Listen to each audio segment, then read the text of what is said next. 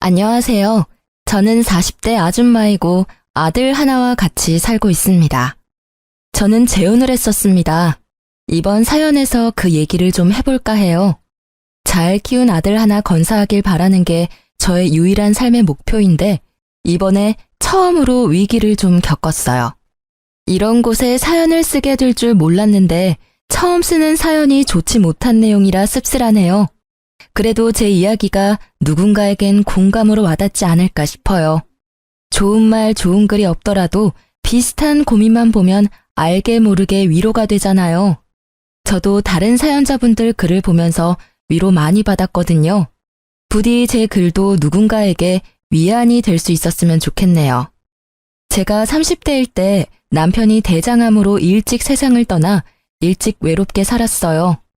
그래도 제게 착한 아들이 하나 있었는데 그게 저의 유일한 버팀목이었습니다. 아들은 초등학생일 때부터 제가 혼자 키웠어요. 우리 아들만으로도 제 마음 안이 가득 차는 기분이었지만 그래도 한편으로는 우리 가족이 이렇게 단출해질 줄 알았으면 차라리 애를 2명 낳을 걸 그랬나 싶은 생각도 들더라고요. 저를 위해서라기보단 아들을 위해서 말이죠.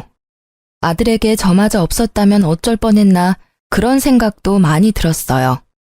제가 죽으면 이 세상에서 혼자가 될 아들에게 미안해서 마음이 아팠던 적 있었거든요. 형제가 있는 게 외동보다 덜 외로울 거잖아요.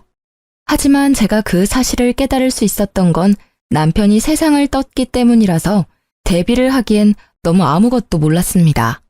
고로 제가 다시 시간을 돌린다고 해도 저는 아들 하나만 낳고 돈 버는 데에 시간을 치중했을 것 같네요. 아무튼 그래서 저는 더 악착같이 살았습니다. 아들이 외롭지 않게 또 부족하지 않게 키우려고 많이 신경 썼어요. 아빠가 되어줄 순 없지만 아빠의 몫까지 해주려고 최대한 노력하며 살았습니다. 그 덕분인지 우리 아들은 정말 평범하고 착실하게 지내주었어요.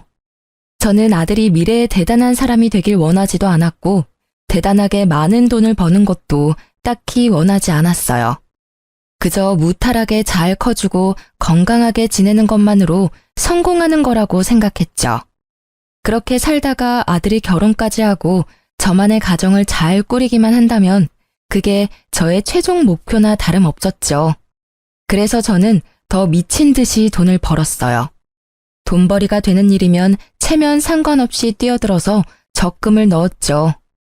제가 가진 게 없으니까 우리 아들이 기 안 죽으려면 그 방법밖엔 없더라고요. 아들이 먼 훗날 결혼할 때 기 죽어서 장가가면 안 되잖아요. 그거 하나만 바라보고 사니까 돈 버는 게 딱히 힘든 줄도 모르고 살 수 있었어요. 저한테는 돈 일절 안 쓰고 차곡차곡 모으는 게 일도 아니었죠. 가난한 제 형편에 그나마 다행이었던 건 아들이 큰 병을 앓은 적이 없다는 건데요. 아무래도 죽은 남편과 제가 아들을 지키려는 집념이 강했기에 하늘이 그 기도를 들어주신 게 아닌가 싶네요. 그런데 제게 뜻밖의 인연이 찾아왔는데요. 그때가 아들을 초등학교 고학년까지 키운 시기였습니다.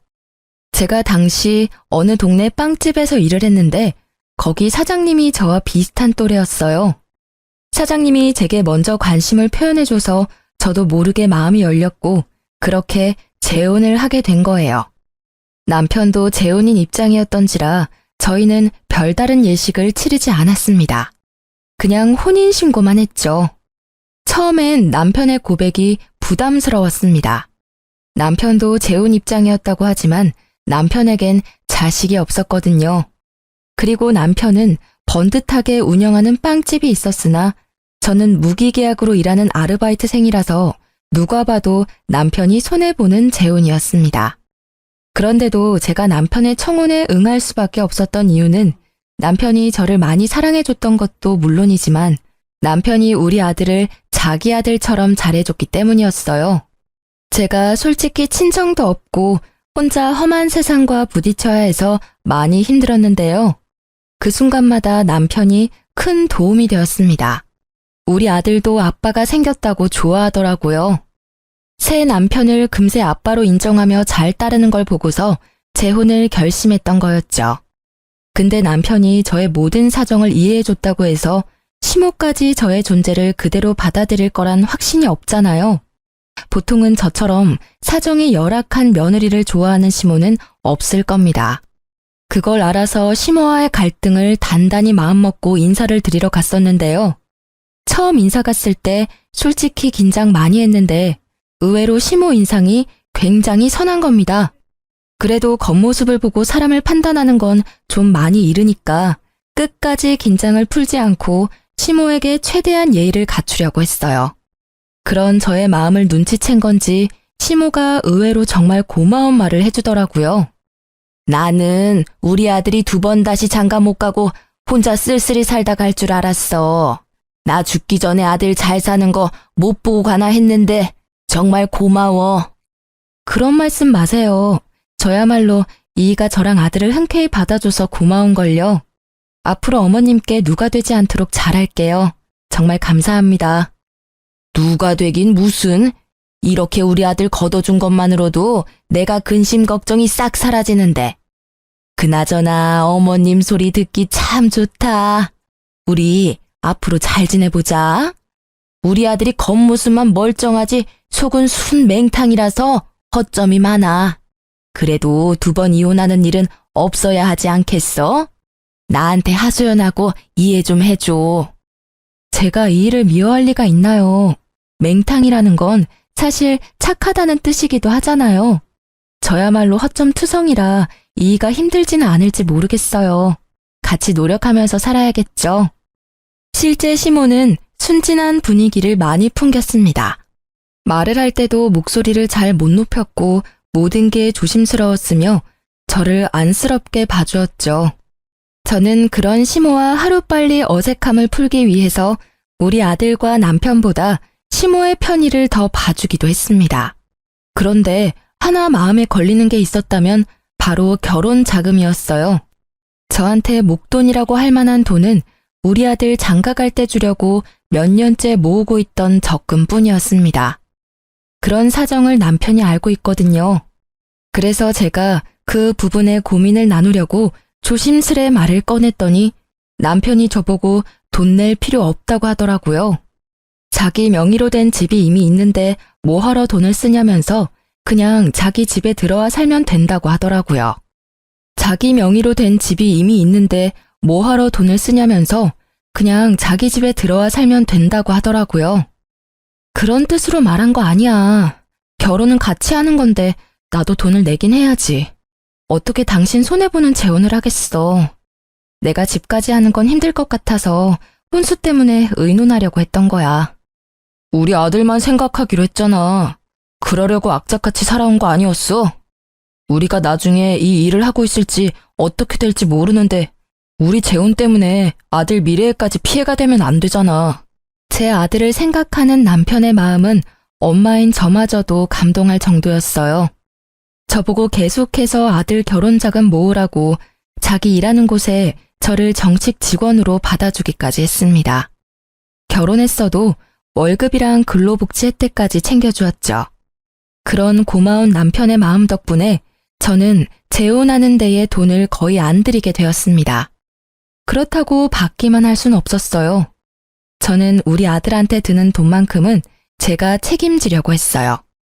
일부러 아들 학교에 필요한 돈이나 개인적인 용돈 등 그런 부분은 남편한테 말조차 안 했습니다.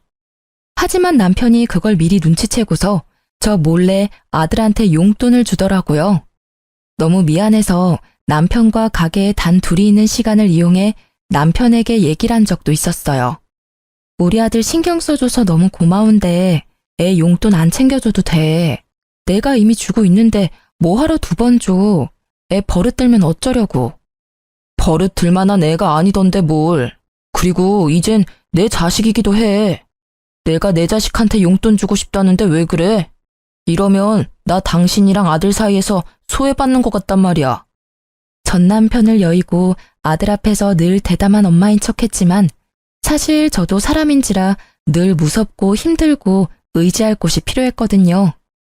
지금 남편을 보면서 하늘이 저를 불쌍하게 여겨 천사를 보내줬다는 생각까지 했었어요. 재혼인데도 이런 남편을 얻었다는 것이 제게는 굉장한 축복이었습니다. 남편만이 제게 잘한 것도 아니었어요. 시모마저도 제게 많은 노력을 보여주셨어요. 시댁에 가면 시모가 제 손에 물 한 방울 안 묻히게 하려고 얼마나 노력해주는지 모릅니다. 정말 몸둘 바를 모를 정도였죠. 재혼을 하고 나니 제게도 기댈 수 있는 가족이 생겨서 그런가 어느 순간부터 마음이 꽉 찬 느낌을 받기도 했어요. 그리고 시모는 나이가 많은데도 불구하고 참 정정하셨는데요. 혼자서 경로당도 잘 놀러 가시고 시장도 잘 보고 하더라고요. 그런 시모가 멋있어 보이기도 했습니다.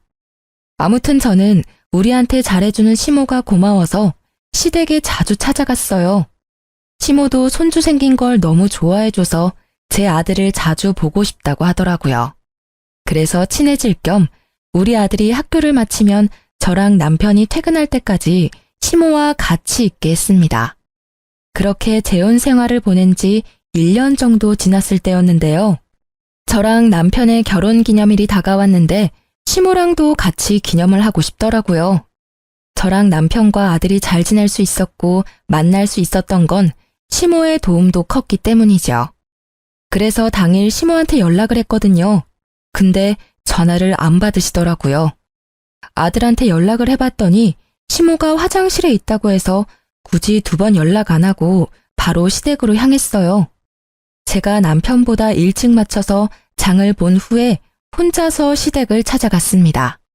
그때 우리 아들이 이제 사춘기라 그런지 시모 보러 잘 안 가려고 했었거든요. 그날은 제가 따로 연락해서 시댁에 가 있으라 했기 때문에 아들 혼자 시댁에 먼저 가 있는 참이었어요. 아들이 좀 귀찮고 싫어하는 티를 냈으나 기념일이니까 어쩔 수 없이 저희 말을 따라준 거죠.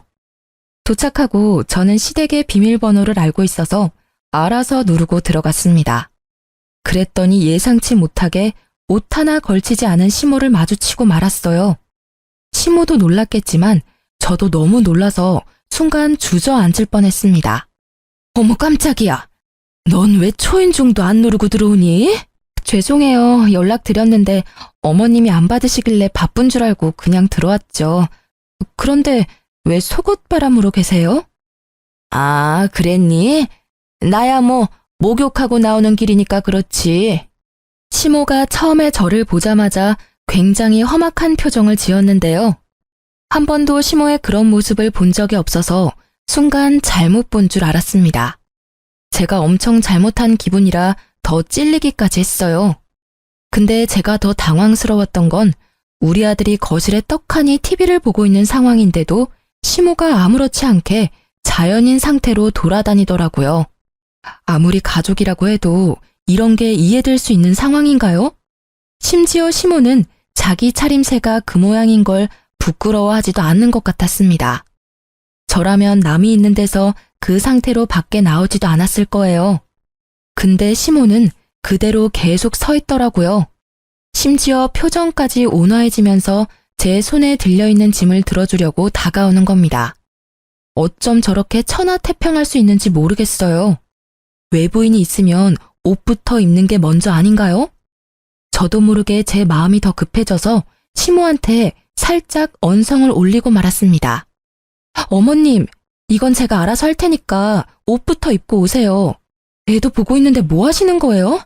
좀 있으면 남편도 올 거라고요. 제 아들 나이가 아직 어리긴 해도 이제 곧 중학교를 올라갈 날을 앞두고 있었어요. 한참 사춘기 들어갈 시기라서 시모의 이런 조심성 없는 부분이 좀 예민하게 느껴졌습니다. 아, 이거 다 늙은 몸뚱어리인데 뭐 이상할 게 있다고. 조그만 애들은 이상한 거 하나도 몰라. 네 남편도 이렇게 키웠는데 뭘. 옛날에는 이런 게 다 당연했어. 요즘 엄마들이 예민한 거야.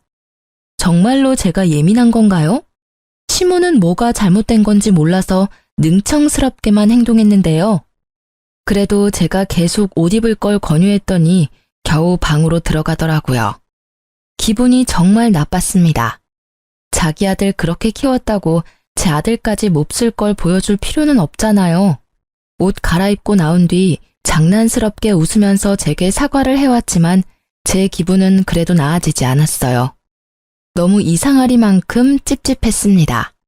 일단 시모가 처음에 저를 보고 굉장히 험악한 표정을 지었었는 게 머릿속에서 잊히지 않았어요. 너무 착한 시모 같지 않던 모습이라 순간 잘못 본 줄 알았습니다. 아무튼 그 이후로 시모는 아까 본 낯선 모습이 착각이었다는 걸 알려주듯이 평소처럼 상냥하게 행동했어요. 제가 장봐온 걸 먼저 정리하면서 주방을 기웃거렸죠.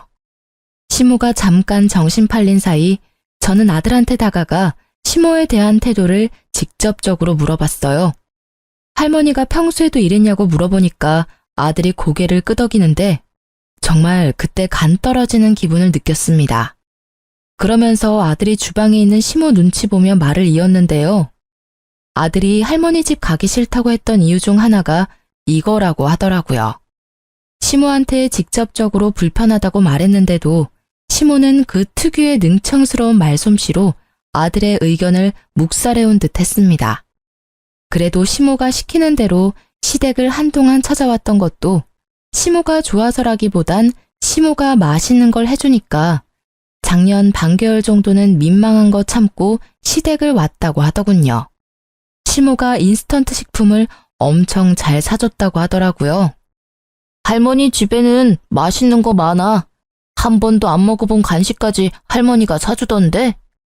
아들이 할머니 냉장고에는 물보다 음료수가 더 많다는 소리까지 하길래 그게 무슨 소리인가 싶어서 주방에 가 냉장고를 확인했습니다. 그런데 정말로 이런 냉장고가 있을 수 있나 싶었어요. 먹을 거라곤 온통 냉동식품 통조림 빵뿐이었습니다. 확실히 물보다는 아이들이 좋아할 만큼 음료수가 더 많았어요. 그리고 이제 보니 아직 정리되지 않은 쓰레기 쪽에 배달 음식 쓰레기가 정말 많더라고요. 냉동식품뿐만 아니라 우리 아들한테 배달까지 시켜주는 것 같았어요. 자식까지 있는 어른의 집이라고 하기엔 정말 경악스러웠습니다. 그 사이 시모는 제가 장 본 것을 뒤적거리더니 고개를 절레절레 저으며 한 소리 했어요. 애가 있는데 겨우 소고기만 사왔어? 애들은 이런 거 잘 안 먹을 텐데. 이러면 애들 성장 속도가 느려진다고. 애들이 밥 숟가락을 안 드는데 어디 키가 크겠어? 대체 저게 무슨 말인지 시모는 애초에 제 대답을 들을 생각으로 묻는 게 아니었습니다. 이미 자기만의 답을 정해놓고 아들한테 직접 물어봤어요. 시모가 우리 아들한테 피자 먹겠냐고 권유를 했는데 그 뉘앙스가 한두 번이 아니라는 게 느껴지더라고요. 그때 아들은 고민하다가 제 눈치를 보더니 고개를 절레절레 저었습니다. 그러니까 시모가 그 사실을 눈치채고 저한테 잔소리를 하는 거예요. 애들은 먹고 싶은 거 먹으면서 커야 돼. 나중에 어른 돼서는 이런저런 이유 때문에 더 못 먹어. 당연히 가끔씩 먹죠.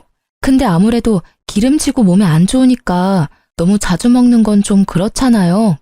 말 들어보니까 엊그제도 피자 먹었다고 하던데요. 너 생각보다 팍팍한 타입이구나.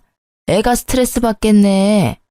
너무 그렇게 간섭하고 살면 나중에 애한테 원성 들어. 시모가 무슨 생각으로 그런 소리를 하는지는 알아요.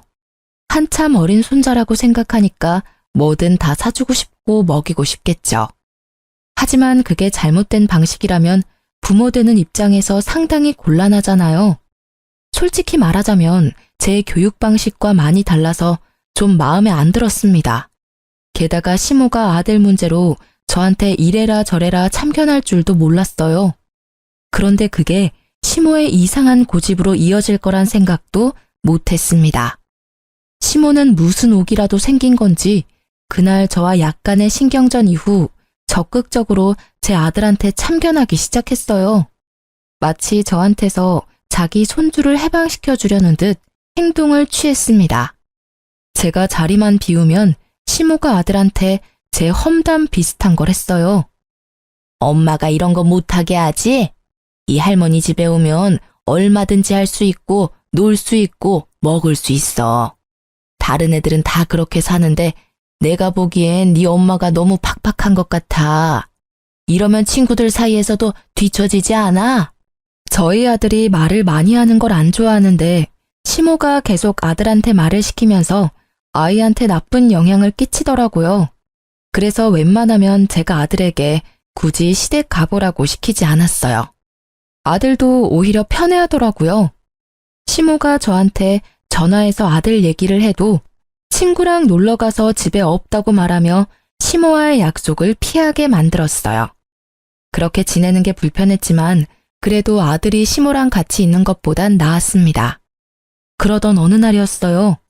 아들이랑 단둘이 있는 시간에 남편이 택배를 한가득 챙겨오는 겁니다. 엄마가 괜히 외식하는데 돈 쓰지 말고 집에서 해 먹으라네. 아들이 좋아하는 걸로만 골랐대. 엄마도 참 손자 사랑이 넘쳐. 남편이 들고 온 건 전부 다 냉동식품이었습니다. 그걸 보니까 한숨이 나오더라고요. 심지어 남편은 한참 크고 있는 아들의 영양 섭취는 생각도 안 하는 건지 삼시세끼 냉동식품 먹으면 식사 준비도 안 힘들고 좋겠다고 하는 거예요. 저는 시모가 자리에 없는 김에 그제야 남편한테 시모에 대한 불만을 얘기했어요. 해야 할 것 같았습니다. 아무래도 애랑 어머님이랑 거리를 좀 둬야 할 것 같아. 어머님이 생각보다 애 앞에서 너무 조심성이 없더라. 애랑 같이 있는데도 옷을 입지를 않으셨대. 무슨 자연인처럼. 그리고 작년까지만 해도 어머님이 우리 애 매일 봐줬잖아. 그때 매 끼를 인스턴트만 먹였대. 그게 왜? 엄마는 그냥 손주가 이뻐서 표현하는 건데. 원래 할머니들이 그런 거야. 다른 집은 매질하는 할머니도 있다는데 맛있는 거 사주는 할머니면 완전 100점짜리 아니야? 그 마음은 알지. 근데 방식이 잘못됐잖아. 우리 아들 이제 사춘기라서 어머님처럼 조심성 없는 태도로 대하면 점점 예민해질 거라고. 걱정하지 마. 아무 문제 없어. 나도 그렇게 자랐는데 당신 나랑 결혼할 때만 해도 전혀 몰랐잖아. 예민한 건 당신이 더 예민한 것 같은데 요즘 왜 그래? 그래도 남편은 이해를 해줄 거라 믿었는데 제 말을 전혀 못 알아듣는 듯 했습니다. 남편은 말이 안 통하고 시모는 계속 애한테 안 좋은 영향만 주니 결국 저 혼자서 조치를 취해야 했어요. 할 수 없이 저는 아들이 시댁에 절대 가지 못하도록 학원 보내는 걸로 방법을 취했습니다. 정말 다행히도 아들 학원 덕분에 시모랑 아들 만나는 횟수가 대폭 줄어들었어요. 그러자 시모가 불만이 쌓였는지 다른 수를 쓰기 시작했는데요. 이젠 직접 우리 집을 찾아오기 시작한 겁니다. 집에 너무 자주 찾아오는 것 같더니 손주 얼굴 한번 보고 간다는 핑계로 집에 눌어붙어 있는 시간이 늘어갔어요. 그렇게 오래 죽치고 앉아 있다 보면 당연히 귀가 시간이 늦어지잖아요. 그럼 자고 가기도 하셨는데 이젠 그 횟수가 많아지더라고요. 그러면서 어느 날엔 제가 불평이라도 할까봐 미리 선수치기도 했습니다. 우리 아들 집인데 내가 좀 들락거린다고 신경 쓰이는 건 아니지? 내가 원래 우리 아들 집에 자주 왔다 갔다 했었거든. 너네 신혼 1년 즐기라고 그동안 참아줬으니까 이제는 같은 가족끼리 안 그래도 되잖아. 물론 저랑 남편이 결혼 자금 아낀다고 결혼식을 안 했고 제가 모은 돈을 아들 위해 쓰라고 혼수조차 안 하긴 했습니다. 제가 남편과 부부이지만 어떻게 보면 남편 집에 얹혀 사는 게 맞아요. 하지만 그렇다고 이미 가정이 생긴 집안에 멋대로 들락날락 하는 게 말인가요? 재혼하고부터는 엄연히 저랑 남편의 집이잖아요. 대체 왜 시모가 1년 정도는 봐줬다고 생색을 내는 걸까요? 시모는 집도 따로 있으면서 자기 아들 집까지 자기 집이라 생각하는 것 같았습니다.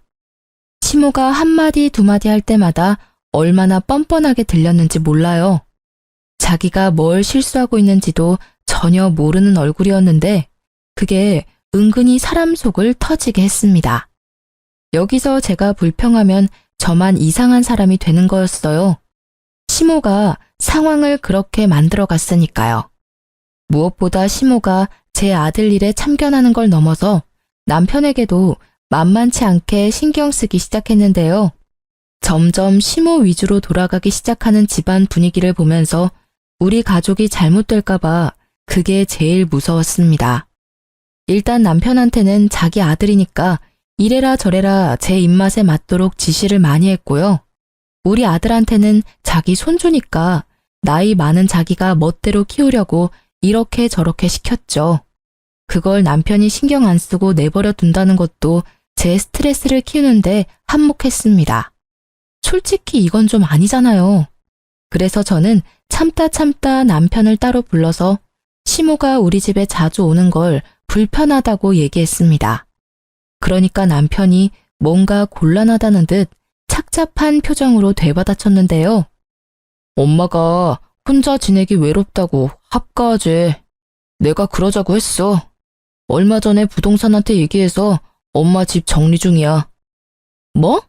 그걸 왜 나한테 한마디 말도 없이 마음대로 진행해? 당신도 엄마랑 지내는 거 좋아했잖아. 엄마한테 자주 찾아가길래 그럴 바엔 같이 사는 게 낫겠다고 생각했지. 그건 옛날 일이지. 지금은 어머님이 우리 애한테 이상한 영향 끼쳐서 불편하단 말이야. 어머님이랑 우리 애 안 마주치게 하려고 내가 일부러 학원까지 보냈는데 말이 이상하다. 우리 엄마가 무슨 짓을 했다고 그렇게까지 소외시켜. 그리고 여기 내 집이야. 당신도 우리 집에 얹혀 살고 있는 입장인 거 몰라? 내가 내 집 마음대로 사용하겠다는데 왜 불만을 가져? 이게 무슨 청청병력 같은 소리일까요? 시모가 합가 제안을 한 것만으로 충격인데 저에게 선택권도 없이 남편 마음대로 시모와의 합가를 준비하고 있었다는 것은 그야말로 배신이나 다름없다고 느꼈습니다. 이것도 제가 예민한 걸까요? 남편은 어차피 우리 둘 다 일하러 나가는데 아들이 혼자 집에 있으면 저녁 챙겨줄 사람 없으니까 시모가 있는 게 좋지 않냐고 하더라고요. 남편이 우리 아들을 생각하는 방향과 제가 우리 아들을 생각하는 방향이 점점 크게 달라지는 것 같아서 곤란했어요. 당신이야말로 말 서운하게 하네. 나랑 우리 아들이 얹혀 산다고 생각했던 거야? 그래, 맞는 말인데 그래도 당신은 우리를 가족으로 생각하고 함께 사는 거라고 말해줄 줄 알았어. 뭐 어찌 됐든 우리 애도 이제 중학생인데 누가 간섭하는 거 스트레스 되거든? 어머님이랑 절대 못 붙여놔. 당신이 말 못하겠으면 내가 어머님한테 가서 말씀드릴게. 남편과 싸우는 한이 있더라도 절대 합가는 막아야 했어요. 그래서 시모를 정말로 찾아갈 생각이었는데요. 그럴 필요가 없었습니다. 우리 싸우는 모습을 마침 집에 들어오던 시모가 다 듣게 되었거든요. 저랑 남편은 시모를 발견하고 무척 당황했어요. 남편이 뒤늦게 시모를 챙기려고 했는데 시모가 성난 얼굴로 남편을 밀치며 들어오더니 제게 성을 냈습니다. 네가 날 아주 짐짝 취급하는구나. 무서워서 못 살겠네. 내가 어디 네 아들 잡아먹을까봐 그러는 거니? 그동안 속으로 나를 끔찍하게 욕했겠네. 늑다리 할망구가 어줍잖게 가족이라고 설쳐대서 보기 싫었겠다. 그래, 네 소원대로 내가 꺼져줄게. 시모는 그대로 삐쳐서 집을 나가버렸습니다. 남편이 이 모든 게 저 때문이라고 생각이 들었는지 화가 나서 저를 째려보다가 시모를 쫓아나갔어요. 그리고 그날 남편은 시모를 달랜다고 시댁에서 잠을 잤죠. 결국 합가 얘기는 더 꺼내지 못했습니다. 그러는 동안 시댁 정리는 멈추지 않고 계속 진행이 되었어요. 합가를 앞두고 마음이 너무 심란했습니다. 결국 같이 사는 방법밖엔 없는 것 같은데 이게 혹시 저만 스트레스인 건가 싶어서 아들의 의견이라도 묻고 싶었어요. 그날 밤 아들이 잠자리에 들기 전 아들 방에 찾아가 대화를 좀 나눴습니다. 그러다 아들 입을 통해서 알게 된 당황스러운 사실이 있었어요. 이건 제가 전혀 예상하지 못했던 일들이었습니다. 아들이 제게 말을 할까 말까 망설이다가 겨우 해준 얘기였거든요. 사실 할머니가 엄마 모은 돈을 자꾸 탐내는 것 같아. 나 할머니 싫어. 할머니가 계속 엄마 몰래 엄마 적금 통장 비밀번호도 알아오라고 해. 뭐라고? 그게 무슨 소리야? 할머니가 너한테 엄마 통장 얘기를 했었어? 왜? 할머니가 돈 필요하대?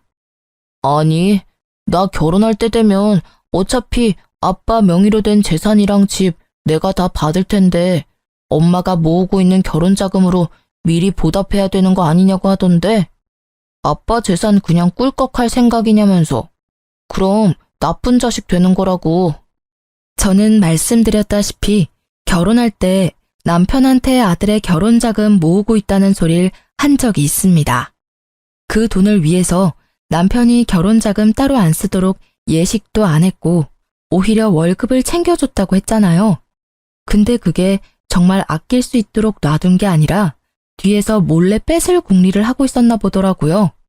저 몰래 아무것도 모르는 아이한테 시모가 그런 말을 했다는 것이 너무 충격이었어요. 더 놀라웠던 건 아들이 시모가 그 말을 할 때 아빠가 옆에 있었다는 말도 하는 겁니다. 아빠가 엄마한테 말하지 말래. 안 그럼 엄마 쫓아낸다고 했어. 나중에 아빠가 때 되면 직접 말한다길래 계속 비밀로 하고 있었지. 이제 중학생이 될 나이긴 했지만 그래도 한참 어린 초등학생인데 어떻게 애한테 이런 협박을 할 수가 있답니까? 그것도 가족이란 사람들이 말이죠. 남편이 저를 생각해서 배려해줬던 모든 것들이 다 제 돈을 떼어가려는 속셈이었다는 사실이 너무 어이가 없었어요. 아들의 말을 믿지 않기엔 우리 아들이 거짓말하는 얼굴은 아니었습니다. 오히려 그동안 남편과 시모 때문에 스트레스를 많이 받았는지 울려고도 했어요. 저는 그 이후로 이 재혼 생활을 청산해야겠다고 결심을 내렸습니다. 제 아들을 위해서 그게 맞는 길이라 생각했어요. 아들이 할머니랑 아빠가 무섭다고 하는데 어떻게 좋은 가족이 될 수 있겠습니까? 이혼을 마음먹은 저는 그날부터 변호사 사무실을 몰래 알아봤어요. 왠지 합의 이혼은 남편이 안 받아줄 것 같아서 무조건 소송하려고 남편의 꼬투리를 잡을 궁리도 계속했죠. 그래서 제가 선택한 방법이 시모의 합가를 받아주는 거였습니다. 어차피 시모가 집을 팔아넘긴 거라 합가를 할 수밖에 없는 상황이었지만 그걸로 남편한테 더 이상 트집을 잡진 않았어요. 합가를 시작하고 나서 시모는 제게 여전히 삐졌는지 말을 잘 안 걸었습니다. 그럼에도 우리 아들과는 잘만 지냈는데요. 그마저도 제가 모든 걸 다 알고 가까이 지켜보니까 시모랑 남편이 추상쩍게 행동하는 게 다 보이더라고요. 우리 아들 자꾸 몰래 불러내거나 대화하려고 하는 것들까지도 들었습니다. 시모가 알아서 수상하게 움직여주니까 저로서는 좋았어요. 긴 시간을 안 들여도 되었거든요. 저는 최대한 시모랑 남편의 모든 걸 뒤졌습니다. 시모가 없는 사이 시모의 휴대폰까지 뒤졌어요. 우리 아들한테 전화한 내역이 많더라고요. 통화 내역 말고 문자는 철저하게 지운 듯 했습니다. 뭔가 캥기는 게 있었겠죠. 시모랑 아들이 통화를 많이 한 것 보면 아들 폰에도 시모의 기록이 남아있을 것 같더라고요. 그래서 저는 아들 휴대폰에 들어있는 통화 녹음 내용을 확인했어요. 하나씩 들어보니까 제 통장 비밀번호에 관한 대화가 아주 많더라고요. 게다가 남편까지 아들한테 할머니가 시키는 거 했냐고 일일이 확인하고 있었습니다. 그 두 사람은 아들이 제게 말해준 사실보다 훨씬 집요하게 집착하고 있었어요. 저는 어른인데도 그 두 사람 목소리가 무섭게 다가왔는데 우리 아들은 혼자서 얼마나 괴로웠을까. 그걸 생각하니 가슴이 미어지더라고요. 무조건 반성하게 만들어주고 싶었어요. 그래서 저는 그 파일 저한테 다 옮겼습니다. 이참에 남편 휴대폰까지 몰래 뒤져보게 되었는데요. 역시나 아들과 연락한 내용들이 있었어요. 하지만 저는 거기서 아들에 관한 정보 이상으로 뜻밖의 사실을 발견하게 되었습니다. 남편이 불륜을 저지르고 있단 걸 알았어요. 채팅방에 불륜의 증거가 가득하더라고요. 자기보다 20살이나 어린 여자들에게 마치 솔로인 척 30대인 척 하면서 사기치고 연락을 주고받는 내용을 확인했습니다. 심지어 모르는 남의 사진까지 사칭해서 자기 얼굴인 척 사진을 주고받았더군요. 차마 눈 뜨고 보지 못할 사진들을 훑어보면서 화가 치밀어 올랐어요. 고작 이 정도밖에 안 되는 남자한테 푹 빠진 제가 한심하게 느껴졌습니다. 일단 저는 그걸 다 사진으로 찍었어요. 남편이 발뺌 못하도록 채팅방 내용까지 찍었죠. 정말 많은 정황들 때문에 다행히 소송이 가능해졌어요. 그제야 저는 아들과 따로 살 작은 원룸까지 찾기 시작했고 이삿짐을 하나하나 정리하기 시작했습니다. 그리 큰 짐은 안 챙겼고요. 중요한 물건이랑 아들 것만 따로 챙겼어요. 아들한테만 우리의 사정을 설명해 준 뒤에 남편이랑 시모 몰래 야반 도주를 하게 되었습니다. 식탁에 이혼 소송장과 메모지만 놓고 나왔어요. 그 사람들이랑 얼굴 보고 인사하고 싶지 않았거든요. 혹시 제가 실수하는 것일까봐 아들한테 한 번 더 물어봤습니다. 다시 이혼을 해도 되겠냐고 미안하다고 하면서 물었더니 아들이 오랜만에 제게 진심 어린 미소를 보여주더라고요. 그냥 괜찮다는 말만 하는데도 아들 표정은 그 이상으로 밝았어요. 아들에게 정말 미안했지만 그래도 아들이 좋아해주니 안심은 되더군요. 전보다 못한 집이었어도 아들이랑 둘만 있으니까 마음이 그렇게 편할 수가 없었어요. 진작에 이렇게 둘이서 살았어야 하는 건데 저의 괜한 욕심 때문에 아들까지 몹쓸 경험을 하게 만든 것 같아서 후회가 되었네요. 아무튼 그 다음날 난리가 날 걸 당연히 예상했습니다. 아침부터 시모랑 남편한테 불나게 전화가 오더라고요. 아들 학교를 알고 있는 그들로부터 완전 숨을 수는 없었기 때문에 전화는 받았어요. 당신 정신 나간 거야? 설마 집 나갔어? 한마디 말도 없이 이게 무슨 무례야. 이혼이라니 뭔 개소리냐고. 결혼이 애들 장난도 아니고 뭐 때문에 이러는지 말을 해야지. 무례가 뭔지 모르는 거야? 너랑 네 엄마가 우리 아들한테 무슨 협박을 했는지 내가 다 알고 있는데 발뺌하겠다고? 너만큼은 안 그럴 줄 알았는데 네가 제일 쓰레기야. 무슨 말도 안 되는 소리를 하고 있어. 네가 괜히 우리 엄마랑 합가하기 싫어서 조작한 거 아니야? 우리가 뭐하러 네 돈을 탐내? 사업장까지 갖고 있는 내가 뭐가 아쉬워서? 그래, 조작인지 아닌지 궁금하면 법정 참석해서 직접 듣고 확인해 보던가. 참, 총각인 척하는 것도 잘 봤어. 아마 네 애인한테도 소장이 갔을 거야. 기본적으로 소장이 갔다는 건 네가 잘못한 게 증명되었다는 소리겠지? 그 소리를 하자 순간적으로 남편이 아무 대답도 못했습니다. 무슨 표정을 하고 있을지 예측이 되어 벌써부터 고소하더군요. 그리고 남편이 당황하니까 제가 더 용기가 생기더라고요. 저를 만만하게 본 남편이 좀 더 시겁했으면 해서 그 순간을 놓치지 않고 말을 이었습니다. 나중에라도 우리 앞에 알짱거리면 네 유일한 밥줄까지 끊어버릴 거야. 소문이란 게 참 무섭잖아? 게다가 거기 동네는 어르신들 많아서 매출 끊기는 걸로 끝나지 않을걸? 돌이나 안 맞으면 다행이지. 저는 마지막까지 우리 아들 건들지 말고 나타나지 말라고 경고하고 끊었습니다. 그랬더니 남편이 겁을 먹었는지 더 이상 전화가 안 왔어요. 그런데 시모가 보통 성격이 아니더라고요. 상황 파악이 안 되는 건지 자기 아들 밥줄 끊기게 하고 싶어서 발악을 하는 겁니다. 시모가 저한테 직접 연락한 게 아니라 우리 아들 학교로 찾아간 거예요. 아들이 연락 와서 할머니가 붙잡고 안놔준다고 하는데 그 소리 듣자마자 심장이 철렁 내려앉았어요. 혹시 우리 아들을 납치라도 해갈까봐 저는 일자리를 구하다 말고 바로 아들 학교로 뛰어갔습니다. 시모가 우리 아들을 붙잡고 잡아 끄는 걸 발견했어요. 그곳으로 바로 쫓아가서 당장 시모를 밀쳤습니다. 그러자 시모가 저를 보고는 마침 잘 됐다면서 바로 저한테 달려들더라고요. 제 머리채를 잡고는 주변 사람들 다 끌어모을 작정으로 소리를 질렀습니다. 감히 우리 아들을 2번이나 이혼남으로 만들어? 네가 내 아들 불륜이라고 협박했다면서? 그걸 알고 가만히 있을 엄마가 어디 있겠니? 나도 네 아들 왕따 당하게 학교에 소문 다 낼 거야. 얘가 바람나서 도망간 년의 아들이라고. 도가 넘는 발언을 하는 시모에 저는 더 이상 듣고만 있을 수 없어서 사람들이 보든 말든 시모의 머리채를 같이 잡았습니다. 시모가 엄살이 심해서 바로 저한테서 손을 떼더라고요. 그 틈을 놓치지 않고 저는 바로 시모의 귀싸대기까지 갈겨줬어요. 내가 그쪽 아들한테 분명 우리 앞에 나타나지 말라고 경고했을 텐데 전달 못 받았나 봐요. 그렇다면 다시 똑똑히 말해줘야겠다. 이제부터 그쪽은 아들 앞길 막는 엄마가 되는 거예요. 엄마 때문에 아들 인생 제대로 쪽나면 아들이 어떻게 나올까 궁금하네요. 이 싹수 없는 것이 감히 어른한테 손찌검을 해?